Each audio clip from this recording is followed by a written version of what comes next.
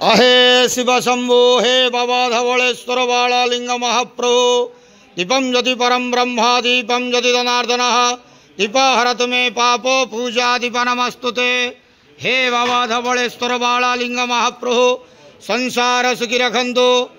आज शुभ रविवार रे समस्त श्रद्धालु भक्त मान को आश्रीपद करंतु, मनस्कामना पूर्ण करंतु, कर्म क्षेत्रोन्नति करंतु, ग्रहरिष्ट खंडन करंतु, जगतर मंगल करंतु, विश्वर कल्याण करंतु, आपणकर नाम प्रकाश करंतु, सेवकर डाक श्रवण करंतु, समस्त गुआवसा भक्त मानकर मनस्कामना पूर्ण करंतु।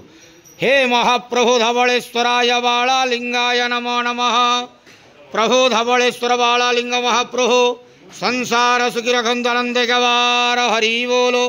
आज शुभ रविवार रे समस्त श्रद्धालु भक्त मान को आश्रीपद करंतु आनंद गवार हरि बोलो।